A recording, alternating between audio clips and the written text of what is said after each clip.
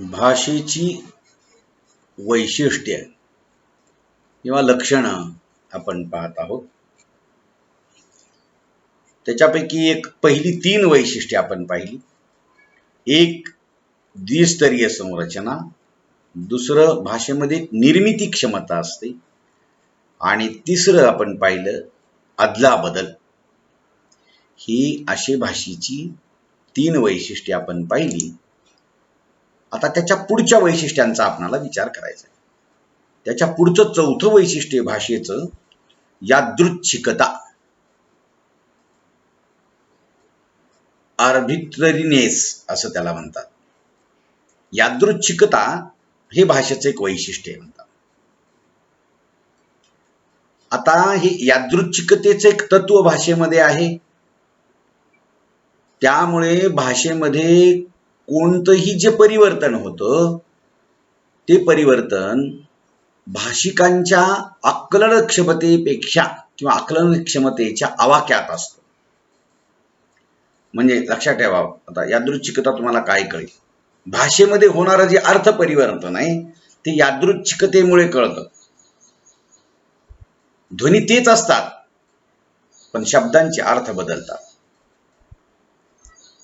काही वेळा ध्वनीमध्ये परिवर्तन घडून येतं पण अर्थ सूचित करण्याचा अर्थ जो असतो का नाही तो आशय मात्र अर्थाचा आशय मात्र कायम असतो. आपण याच्या अगोदर मानवेतर संप्रेषणाचा अभ्यास केला. त्याच्यामध्ये असंही काही मधमाशांच्या संदेश वहनाचं उदाहरण आपणाला पाहता येईल.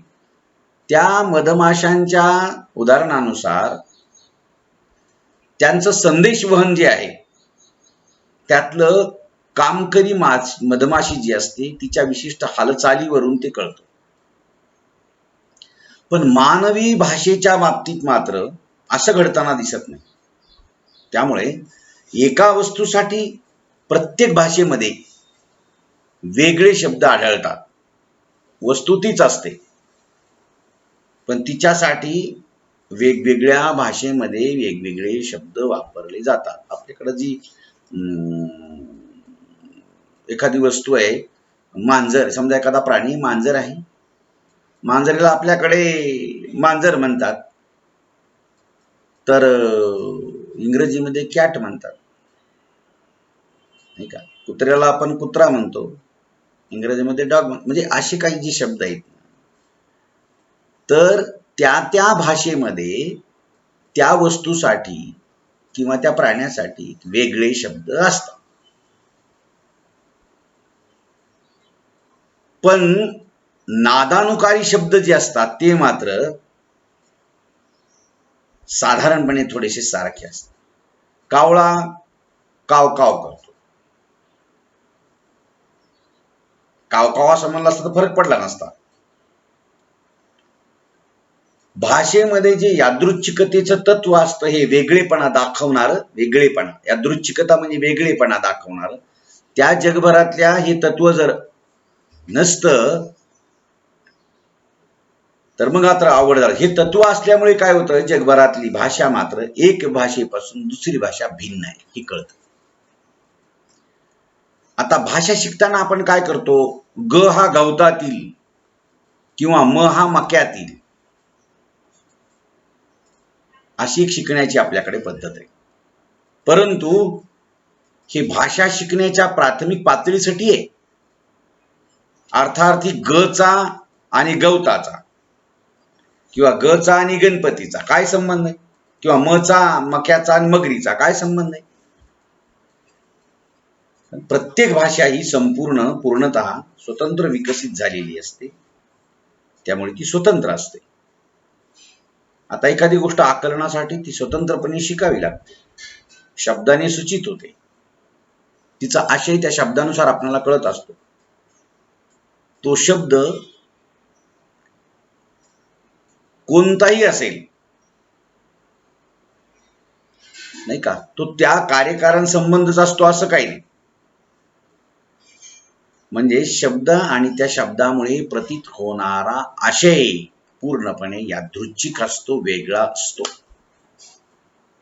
त्या भाषेमध्ये.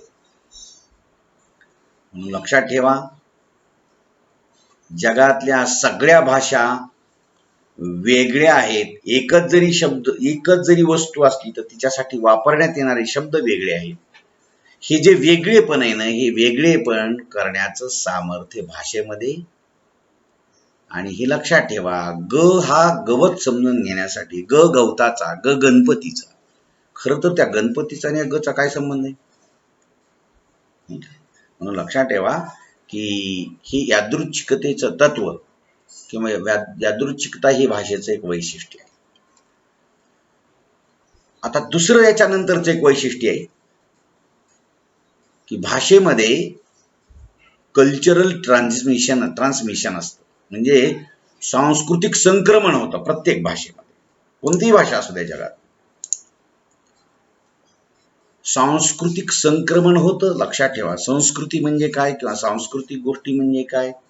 तुमच्या माझ्या हजारो वर्षापासून चालत आलेल्या रीतीभाती. संस्कृती किंवा सांस्कृतिक गोष्टी ज्या येतात ना, त्या हजारो वर्षापासून चालत आलेल्या असतात. काळानुसार त्याच्यात बदल होतो, पण त्या ह्या गोष्टी पुढे चालत राहतात. काय होतं की समाजातल्या ह्या ज्या चालीरीती, चांगल्या ज्या गोष्टी, ह्या परंपरेनं चालत राहतात. एक पिढी दुसऱ्या पिढीला देत असते,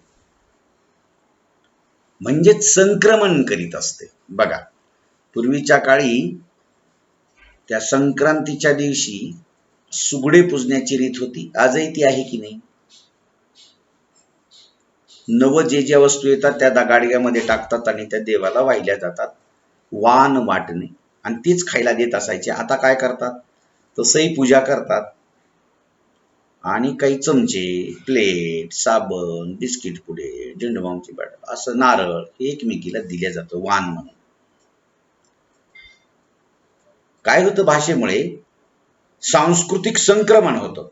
म्हणजे भाषेमुळे संस्कृती संक्रमित होते. म्हणजे संस्कृतीचं एका पिढीकडून दुसऱ्या पिढीला देणं, संक्रमण होणं म्हणजे जाणं, ह्या गोष्टी भाषेमुळे घडत असतात, भाषेत घडत असतात.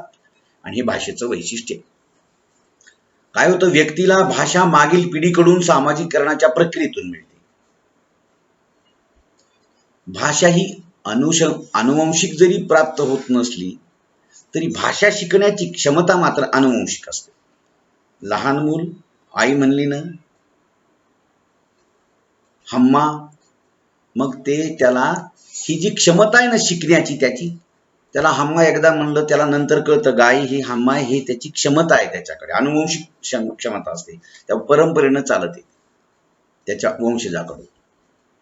या क्षमतेमुळेच प्रत्येक व्यक्ती ही भाषा शिकू शकते.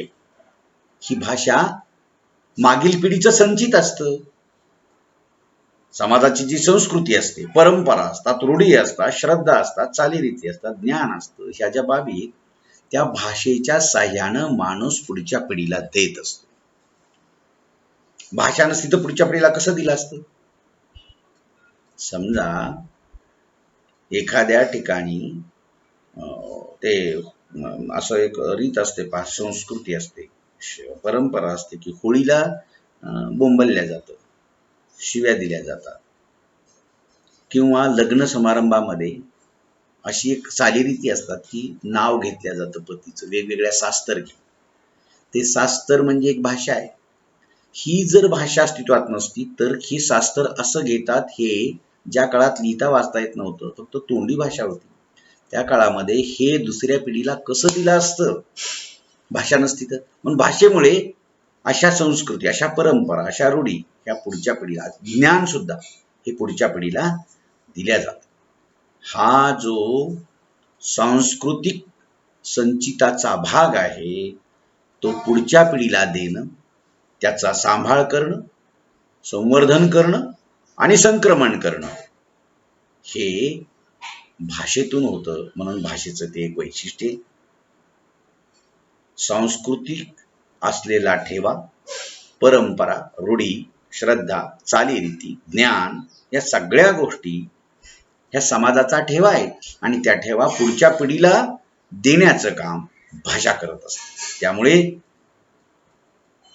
प्रत्येक व्यक्ती जी आहे ना, ती व्यक्ती नव्यानं काहीतरी एक भर घालते त्या पिढीची व्यक्ती. त्या पिढीला ज्या व्यक्ती असतात त्या नव्यानं काहीतरी त्याच्या भाषेमध्ये टाकत असतात. आता ह्या 30-35 वर्षाची जी पिढी आहे ती मोबाईल ही एक नवीन गोष्ट, नवीन भाषा, त्या संदर्भाने येणाऱ्या भाषा या सगळ्या पुढच्या पिढीला ह्या दिल्या जाणार आहे. आणि म्हणून समाजामध्ये शिक्षणाची जी परंपरा वाढल्यानंतर, शिक्षण तळागाळापर्यंत लोकांपर्यंत पोहोचल्यानंतर परंपरेने चालत आलेल्या अनेक गोष्टी कालबाह्य झाल्या आहेत. त्या जुन्या काही गोष्टी गेल्या आहेत, पण नवीन कल्पना आल्या ना, वैज्ञानिक दृष्टिकोन वाढला. भाषा आल्यामुळेच त्या विज्ञान युगाची लोकांच्या समजुतीमध्ये बदल झाले. हे सगळं भाषेच्या साह्यानं होतं, नाही का? पुढच्या पिढीकडे हे संचित असेच पोचतं करण्याचं काम भाषा करत असते. ही जी सांस्कृतिक वाढ किंवा त्याचं वहन हे भाषेमुळे होतं.